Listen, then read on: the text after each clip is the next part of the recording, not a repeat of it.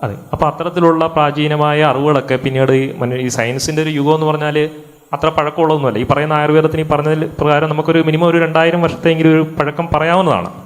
അപ്പോൾ ഈ സയൻസിൻ്റെ വളർച്ചയ്ക്ക് പക്ഷേ അത്രയ്ക്ക് ഈ ത്വരിതഗതിയിലുള്ള വളർച്ചയ്ക്ക് അത്രയ്ക്കൊരു പഴക്കമുണ്ടെന്ന് തോന്നുന്നില്ല അല്ലേ? ഒരു കോപ്പർനിക്കസിൻ്റെയൊക്കെ കാലഘട്ടത്തിന് ശേഷമാണെന്ന് തോന്നുന്നു അല്ലേ? ഒരു 400-500 വർഷത്തെ പഴക്കമേ ഉള്ളൂ ഇന്നത്തെ ഈ സയൻറ്റിഫിക് റെവല്യൂഷന്.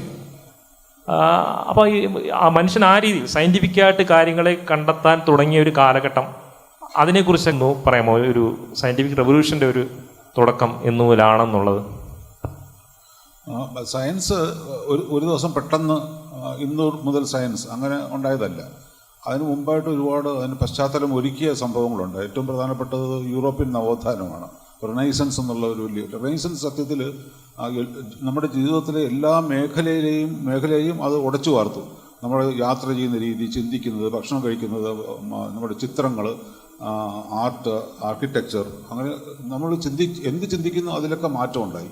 അപ്പോൾ അതോടൊപ്പം തന്നെ ഒരുപാട് പുതിയ കാര്യങ്ങൾ വരുന്ന ഒരു സമയത്താണ് മനുഷ്യനെ പറ്റിയും കൂടുതൽ ചിന്തിക്കാനായിട്ട് ആൾക്കാർ തുടങ്ങിയത്. ആ സമയത്താണ് ഏതാണ്ട് 17-ാം നൂറ്റാണ്ടൊക്കെ തുടക്കത്തിൽ അന്ന് ഒരുപാട് ഈ യൂറോപ്പിലൊക്കെ ഒരുപാട് ശവശരീരങ്ങൾ സുലഭമായിട്ട് കിട്ടും. പല കാര്യങ്ങളും ഒരുപാട് ചെറിയ കാര്യങ്ങൾക്ക് പോലും ആൾക്കാർ കൊല്ലുകയൊക്കെ ചെയ്യും. ക്യാപിറ്റൽ പണിഷ്മെൻ്റൊക്കെ ധാരാളമാണ്.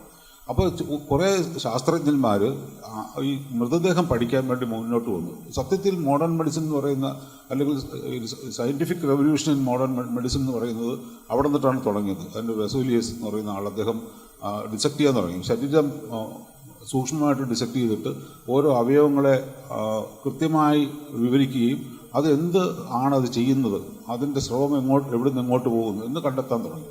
പിന്നെ വില്ലിസ് എന്ന് പറയുന്ന ഒരാൾ തലച്ചോറിലെ മസ്തിഷ്കത്തിലെ ധമനുകളെക്കുറിച്ച് പഠിച്ചു. അതിനുശേഷം മാൽപീജി വന്ന് നെർവിനെ പറ്റിയൊക്കെ പഠിക്കാൻ തുടങ്ങി. ഇങ്ങനെ അതിഗംഭീരമായിട്ടുള്ള പഠനങ്ങൾ മുമ്പോട്ട് വരാൻ തുടങ്ങി. ഇതൊക്കെ അവർ സ്ഥിരമായിട്ട് ചെയ്തുകൊണ്ടിരുന്നതാണ്. ആ ചെയ്തതൊക്കെ റെക്കോർഡ് ചെയ്യാൻ തുടങ്ങി. ഇപ്പോൾ റിനൈസൻസ് ഞാൻ നേരത്തെ പറഞ്ഞു, റിനൈസൻസിൻ്റെ ഒരു പരിണിത ഫലം, ഈ തുടർ ഫലം എന്ന് പറയുന്നത് ഒരെണ്ണം ഈ 2 പ്രധാനപ്പെട്ട വിഷയങ്ങളാണ് റിനൈസൻസ് സൃഷ്ടിച്ചത്. ഒന്ന് സെക്യുലറിസവും രണ്ടാമത്തെ ശാസ്ത്രവുമാണ്. ഇത് രണ്ടും അതിൻ്റെ ഉൽപ്പന്നങ്ങളാണ്. അപ്പോൾ ഇതിൽ നിന്ന് നമുക്ക് ഒരു മനുഷ്യർക്ക് രക്ഷപ്പെട്ടു പോകാൻ പറ്റത്തില്ല. ഇപ്പോൾ ശാസ്ത്രം എന്ന് പറയുന്നത് നമ്മളിപ്പോൾ പറയുന്ന ഒരു പഠന വിഷയം എന്നുള്ളതല്ല. ഒരു കാലത്ത് എല്ലാ തരത്തിലുള്ള അറിവിനെയും ഫിലോസഫി എന്ന് പറഞ്ഞ കാലത്ത് അതിൻ്റെ അകത്ത് വലിയ ഘടകം ശാസ്ത്രം തന്നെയായിരുന്നു. അപ്പോൾ ഈ മനുഷ്യൻ്റെ ശരീരം പഠന വിധേയമാക്കിയപ്പം അതിന് മുമ്പുണ്ടായിരുന്ന, ഇപ്പം ഞങ്ങൾക്ക് മോഡേൺ മെഡിസിൻ്റെ പിതാവെന്ന് പറയുന്ന ഹിപ്പോക്രാറ്റ്സ് പറയുന്ന പോലും എല്ലാം തെറ്റായിരുന്നു എന്ന് കണ്ടെത്തലുണ്ടായി. അപ്പോൾ ആ തെറ്റുകളിൽ നിന്നാണ് പിന്നെ പഠിക്കാൻ തുടങ്ങിയത്. അപ്പോൾ ഈ ഒരു സമയമാണ് അന്വേഷണവും. ഒന്ന് പ്രധാനമായിട്ടുള്ള ഒരു കാര്യം അന്വേഷണം, മൃതദേഹങ്ങൾ, രോഗങ്ങളെപ്പറ്റി സൂക്ഷ്മമായിട്ട് നിരീക്ഷണം നടത്തി അത് റെക്കോർഡ് ചെയ്യാൻ തുടങ്ങി. രണ്ടാമത്തെ ഘടകം എന്ന് പറയുന്നത് റെക്കോർഡ് ചെയ്യുക എന്നുള്ളതാണ്. മൂന്നാമത്തെ ഘടകം എന്ന് പറയുന്നത് അതിനുവേണ്ടിയുള്ള ചികിത്സാ രീതികളെക്കുറിച്ച് ഒരു പുതിയതായിട്ടുള്ള ഒരു രീതിശാസ്ത്രം ഉണ്ടാക്കിയെടുക്കുക എന്നുള്ളത് ആ സമയത്ത്. അന്നാണ് ഈ ഫാർമക്കോഗ്നോസി എന്നൊക്കെ പറയുന്ന കാര്യങ്ങൾ കൊണ്ടുവരുന്നത്. അതിനുശേഷം ഒരുപാട് അന്ന് നിലവിലുള്ള, നേരത്തെ ഡോക്ടർ പറഞ്ഞ മാതിരി നിലവിലുള്ള എല്ലാം തന്നെ എന്തെങ്കിലുമൊക്കെ ചെടികളുടെ സ്രവങ്ങളോ അല്ലെങ്കിൽ അതിൻ്റെ രസങ്ങളെടുത്ത് ഒക്കെ ചെയ്യുകയാണ്. അപ്പോൾ അങ്ങനെ ഉണ്ടായിരുന്ന ഒരുപാട് തരത്തിലുള്ള ചികിത്സാ രീതികളുണ്ടായിരുന്നു. അതിൻ്റെ അകത്തുനിന്ന് ഏതാണ് ഫലപ്രദമെന്ന് കണ്ടെത്തുകയും അതിൻ്റെ അകത്തുനിന്നുള്ള ആക്റ്റീവ് പ്രിൻസിപ്പിൾ കണ്ടെത്താനുള്ള ശ്രമം ഉണ്ടായിക്കൊണ്ടേയിരുന്നു. പക്ഷേ ഇതേ സമയത്ത് തന്നെ മെഡിസിനിൽ ഇങ്ങനെയുള്ള മാറ്റം ഉണ്ടാകുന്ന സമയത്ത് തന്നെ മറ്റ് അടിസ്ഥാന സയൻസുകളുണ്ടല്ലോ, കെമിസ്ട്രി, ഫിസിക്സ് എന്നൊക്കെ പറയുന്നത്, അവിടെയും വിപ്ലവകരമായ മാറ്റങ്ങളുണ്ടായി. അപ്പോൾ മെഡിസിൻ എന്ന് പറയുന്നത് സത്യത്തിൽ വലിയൊരു സയൻസ് ഒന്നുമല്ല. നമ്മളിപ്പോൾ മോഡേൺ മെഡിസിൻ എന്ന് പറയുന്നത് ഫിസിക്സിൻ്റെയും കെമിസ്ട്രിയുടെയും മാത്സിൻ്റെയും സ്റ്റാറ്റിസ്റ്റിക്സിൻ്റെയൊക്കെ ഒരു ബ്രാഞ്ച് മാത്രമാണ്, ഒരു ആപ്ലിക്കേഷൻ മാത്രമാണ്, അത്രേ ഉള്ളൂ. അപ്പോൾ നമ്മൾ ആലോചിക്കേണ്ടത് 17-ാം നൂറ്റാണ്ടും 18-ാം നൂറ്റാണ്ടിലുണ്ടാകുന്ന വിപ്ലവകരമായ മാറ്റം എന്ന് പറഞ്ഞാൽ 1-2 ഉദാഹരണങ്ങൾ പറയാം. ഒരു ഗവേഷകൻ പെട്ടെന്ന് കണ്ടത് നാട്ടിലെ കുറേ ആൾക്കാരൊക്കെ ശരീരം വീർത്ത് ശ്വാസം മുട്ടി മരിക്കുന്ന ഒരു അവസ്ഥയുണ്ട്. നമ്മളിപ്പോൾ അതിനെ കൺജസ്റ്റീവ് കാർഡിയക് ഫെയിലിയർ എന്നാണ് പറയുന്നത്. അന്ന് ആ പേരൊന്നുമില്ല. അങ്ങനെ മരിക്കുന്ന ആൾക്കാർക്ക് ഈ കുറേ ഔഷധക്കൂട്ടുണ്ടാക്കി കൊടുക്കുമ്പം അതിൽ ചെറിയ മാറ്റങ്ങളുണ്ടാകും. അപ്പോൾ എങ്ങനെ ചെയ്തതെന്ന് വെച്ചാൽ ഇത് മുഴുവൻ എടുത്തപ്പോഴത്തേക്ക് 20 വ്യത്യസ്തമായിട്ടുള്ള ചെടികൾ ചേർത്ത് എടുത്ത് അതിൻ്റെ ഒരു ഔഷധക്കൂട്ടാണ് കൊടുക്കുന്നത്. ഇങ്ങനെ അത് ഓരോന്നായിട്ട് അതിൽ നിന്ന് കുറച്ച് കൊണ്ടുവന്നിട്ട് അങ്ങനെ ഒരു ഫോക്സ് ഗ്ലൗ എന്ന് പറയുന്ന ഒരു ചെടിയുടെ എക്സ്ട്രാക്റ്റാണ് ഫലപ്രദമെന്ന് കണ്ടെത്തി. ഇതാണ് സയൻസ്. അപ്പോൾ അതിന് മുമ്പുണ്ടായിരുന്ന പ്രീ സയൻസ് എന്ന് പറയുന്നത്, ഈ പ്രോട്ടോ സയൻസ് എന്ന് പറയുന്നത് ഈ 20 ഔഷധ ചെടികളും കൂടെ അരച്ച് കലക്കി കൊടുക്കുന്നതിന് പകരം സയൻസിലേക്ക് എത്തിയപ്പോഴത്തേക്കും ആദ്യത്തെ ദശാവിശേഷങ്ങൾ അതാണ്. അതുണ്ടായത് എങ്ങനെയാണ്? ഇതിന്ന് 19 മാറ്റിയിട്ട് ഈ ഒരെണ്ണം മാത്രം കൊടുത്താലും തുല്യമായിട്ട് ഫലം ഉണ്ടാവുമെന്ന് അങ്ങനെ കണ്ടുപിടിക്കുന്നു. അതാണ് നമ്മളിപ്പം ഏറ്റവും പ്രസിദ്ധമായിട്ടുള്ള ഡിജിറ്റാലിസ് എന്ന് പറയുന്ന മരുന്ന് അതിൽ നിന്നുണ്ടായതാണ്. പിൽക്കാലത്ത് നിന്ന് ഡിജിറ്റാലിസ് ഉണ്ടായി. ഇമാതിരി അടുത്ത കാലം വരെ ഉണ്ടായിട്ടുണ്ട്. ലോകത്ത് ആദ്യമായിട്ട് സ്റ്റെൻറ്റ് വെക്കുന്ന സമയത്ത് മെഡിക്കേറ്റഡ് സ്റ്റെൻറ്റ് എന്നുണ്ട്. അത് ആ മെഡിക്കേറ്റഡ് സ്റ്റെൻറ്റിലെ റാപ്പമൈസ് എന്നുള്ള ഒരു മെഡിസിനാണ് ഇതിൽ തേച്ച് പിടിപ്പിക്കുന്നത്. അത് കണ്ടെത്തിയത് ഈസ്റ്റർ ഐലൻഡ് എന്ന് പറയുന്ന സ്ഥലത്തുള്ള മണ്ണിൽ കിടക്കുന്ന ഫംഗസിൽ നിന്ന് കണ്ടെത്തിയതാണ്. അത് 20-ാം നൂറ്റാണ്ടിലെ ഒരു കണ്ടെത്തലാണ്. അപ്പോൾ 17-ാം നൂറ്റാണ്ട് മുതൽ 20-ാം നൂറ്റാണ്ട് മുതൽ വരെ ഇങ്ങനെ കണ്ടെത്തുകൾ ഉണ്ടാകാൻ തുടങ്ങി.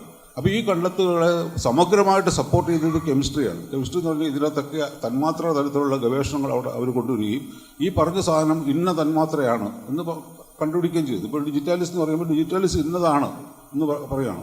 അതിന് ഡിജോക്സിൻ എന്ന് പറയുന്ന സാധനമായിട്ട് മാറ്റി ഡിജോക്സിൻ്റെ കെമിസ്ട്രി ഇന്നതാണ്, അതിൻ്റെ ഫോർമുല ഇന്നതാണെന്ന് പറയും. കുറേ ഫൈറ്റോ കെമിസ്ട്രിക്കാർ ഇത് കണ്ടെത്തുകയും ചെയ്തു. പിന്നെ സിന്തറ്റിക് കെമിസ്ട്രി ഉണ്ടാകുമ്പോഴത്തേക്ക് ഇത് നമുക്ക് മാനുഫാക്ചർ ചെയ്യാൻ സാധിക്കുന്നു. ഇമാതിരി ഉണ്ടാകുന്ന മാറ്റങ്ങളാണ് ഇതിനെ മുമ്പോട്ട് കൊണ്ടുപോയത്.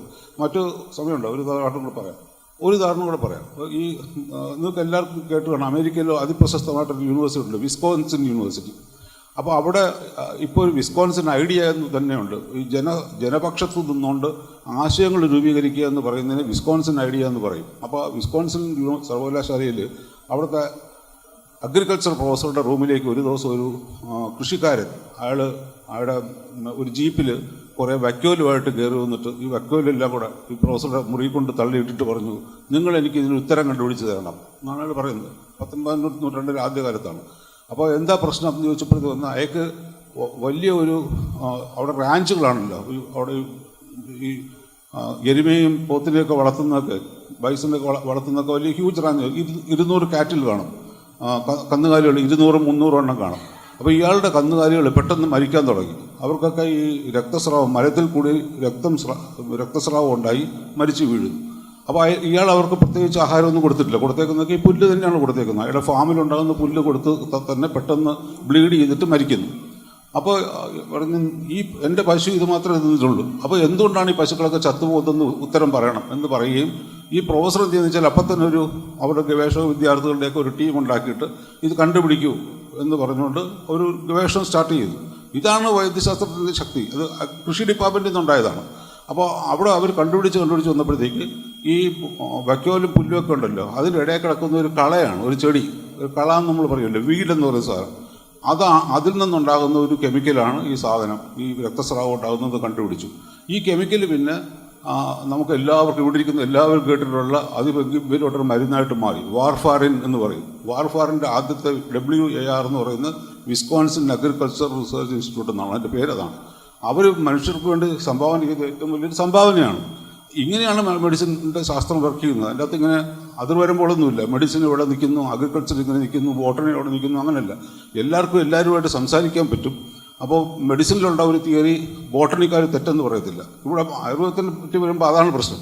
ആയുർവേദത്തിൻ്റെ കാര്യങ്ങളൊക്കെ അവർക്ക് മാത്രമേ മനസ്സിലാവുള്ളൂ. അവർക്ക് ബോട്ടണിക്കാരോടോ കൃഷിയോടോ അല്ലെങ്കിൽ എഞ്ചിനീയറിങ്ങിനോടോ സംസാരിക്കാൻ പറ്റത്തില്ല. അങ്ങനെ ഒരു പ്രശ്നമുണ്ട്. അതാണ് നമ്മൾ ശരിക്കും പറഞ്ഞ ഒരു ബൗണ്ടറി ബ്രേക്ക് ചെയ്ത വലിയൊരു മാറ്റം എനിക്ക് തോന്നുന്നു.